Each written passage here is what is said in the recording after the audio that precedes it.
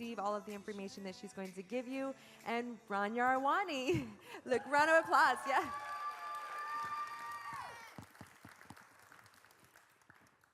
Who here loves heroes? Show of hands, awesome. We all love heroes, don't we? And today, I'm gonna share with you how you can become a hero and make a difference in someone's life. As a matter of fact, you could already be a hero. You are an unintentional hero. You probably don't realize this, but by going to work, by showing up, by doing your job passionately, you can probably change a life, possibly save a life. Let me tell you a story. It was late 2000, and Sandy was getting ready for the biggest day of her life, her magical wedding. They had 450 guests. The ballroom was overflowing with white flowers. Her wedding gown was custom-made and embedded with Swarovski crystals. She felt like a princess in a fairy tale as her father walked her down the aisle. As soon as her fairy tale wedding ended, she was whisked away to her husband's country, here in the United States, a country she's never been before, and thousands of miles away from her family. A couple of months after the wedding, laying in bed on an early Saturday morning, her husband became angry, for no apparent reason, stormed into her bedroom, and demanded that she get up immediately and prepare breakfast or whatever. Angrily, he screamed at her, "If you're not up at the count of 3, there will be hell to pay." She lay there thinking, she didn't take him seriously, and she started thinking of her mother that she terribly missed. And she tried to remember the last time she was threatened with at the count of 3 by her own parents. As she lay there thinking of her mother, and without warning, he attacked her at the count of 3. That was the first time it happened. There was the second, the third, the fourth, the fifth, until Sandy lost count. Fast forward 3 years later, they had a beautiful baby girl and a second child on the way. One weekend, as the family was driving back from a weekend at the lake, he became angry and slammed on the brakes, and the car came to a screeching halt. He exited the car, went to the passenger side, grabbed Sandy, and threw her across the highway. And with a nasty smile on his face, handed her their baby girl and left them there in the dark, an hour and a half away from home. Sandy stood there at the side of the highway, alone, terrified, 28 or 29 weeks pregnant, and her daughter started to cry. Eventually that night, with the help of a friend, Sandy was able to find her way back home. Tragically, the second she ended, the abuse resumed. He grabbed her, threw her across the room. She hit the wall and she fell to the ground. Her contractions started immediately. She begged him to take her to the ER. Instead, he hid the car keys and went to bed. So Sandy that night was able to find the extra keys, and she drove herself while in labor to the hospital. They took her to the delivery ward. It was cold, it was miserable, and they asked her, "Who do we call?" She had no one to call, and she told them, "I have no one. I have no family, I don't have anyone here." She watched as more nurses started to rush in, while the doctor urgently but calmly gave his instructions. Eventually, she watched as a blue, lifeless baby was being born. She watched him being picked up and placed into an incubator and rushed to the NICU. Sandy did not see her son for many hours. Sandy did not even touch him for days. According to the National Coalition Against Domestic Violence, a woman in America is assaulted or beaten every 9 seconds. Domestic violence is happening right now to someone you know, to someone you love, to someone you care about, and you have no idea. A couple of months after Sandy gave birth, one evening at his sister's house, an argument erupted. He picked up an object and smashed it against Sandy's face. She fell to the ground bleeding. The ringing in her ears pierced her brain, and with blurred vision, she watched as they dragged her daughter while her daughter was screaming, "Is Mommy dead?" She lay there on the kitchen floor and watched as her husband started laughing, and his family just roam around her and watch her bleed. She heard them discuss what to do next. What do we do with Sandy? She's bleeding. Her husband did not want to take her to the ER, and his family were afraid. They were afraid of her death, of her dying on their kitchen floor. They did not care for Sandy. They were afraid of their home turning into a crime scene. Eventually, she woke up in the emergency room, and she was threatened over and over. If she dares tells anyone what happened, he will either get her deported or kill her. Anyway, she'll never see her kids again. Later that night, she was taken for an MRI or a CT scan. And a nurse took her for those tests. The nurse was trained in spotting domestic violence. And she asked Sandy, "What happened? Tell me what happened." Sandy said not a single word. So what the nurse did, she told Sandy, "Honey, if you don't tell me what happened, next time, you are gonna end up in a body bag."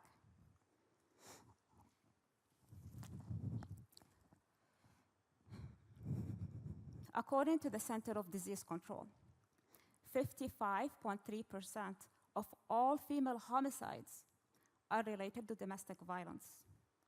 And the fifth leading cause of death for women between the ages of 18 and 45 is domestic violence. Sandy would have been a statistic had Sandy stayed. I would have been a statistic had I stayed. You see, I am Sandy, but I am Rania, and Sandy is my alter ego. I would not be standing before you today had it not been for the extraordinary men and women that I encountered. This domestic violence does not happen overnight. It takes grooming. It does not know race, age, gender, social status, or religion. And getting out does not happen at the spur of the moment. And for many who have tried, that resulted in their murder. You're probably wondering, why did she stay? Why did she not get out? Well, let me tell you why. First, I was in denial.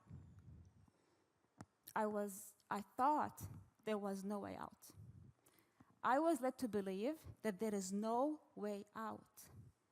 And I was threatened over and over. If I dare leave, I will either be killed or I will never see my kids again. You see that night that he attacked me and I ended up in the hospital? I believed he was going to kill me. That night, I partially lost my eyesight. I suffered from temporary memory loss. I could not even remember my own children's names. I used to look at them and can't remember my own children's names. A lot of people ask, why don't domestic violence victims just leave? Did you know that an abused victim, at the time she attempts to leave, is at 75% greater risk of being killed by her abuser? And did you know that 50% of homeless families identify domestic violence as the leading cause of their homelessness.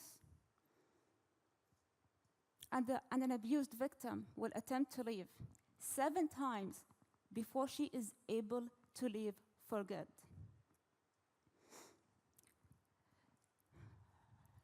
That is why we stay. At the beginning of my talk, I told you I would share with you how you can become an unintentional hero. This is not exclusive to domestic violence, and here is how. First, lead with passion by finding your why. Leaders inspire action because they are passionate about why they do what they do. Do you know why you do what you do? Why you get up in the morning? Why do you go to work every day?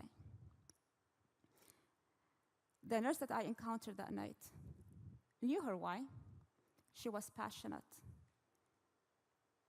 She had her heart in it. And her heart spoke up when she told me, next time you're going to be brought in a body bag. And her words not only saved my life, they saved my children's lives. Second, speak up. I was in school one day. There were approximately 200 students in that class, and a young lady walked in. Her face, black blue. Her eyes, bloodied. 200 students saw her. Not one person said a single word. People don't speak up out of fear. Fear of being shut down. Fear of being singled out. Or fear of what we believe we are interfering in something that's not our business. And fear is contagious. And just like fear, courage is contagious. I am not only a survivor of domestic violence, I'm an advocate against domestic violence. And since I started talking to you today, approximately 100 women were victims of domestic violence. And by tonight, by midnight, we are going to have 9,591 victims. And by midnight, 3 out of those victims will be killed. They will be murdered by tonight, by midnight. That is why I'm passionate for speaking up against it. And I ask that you join me. So maybe you and I, maybe we can end it one day. And I ask that you speak up or for anything you are passionate about.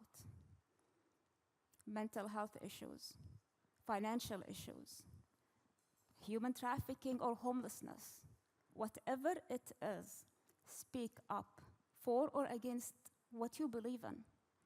Speak up for the oppressed. Speak up for the weak. And finally, after speaking up, listen. So 2 female prosecutors went after my ex. They wanted to prosecute him. I did not want to do that. I was terrified. I said, no, I'm not going to do that. But they listened. They listened with kindness, and they listened without judgment. Yes, we ended up prosecuting him, and he ended up going to jail. So let's listen, and let's be kind when listening.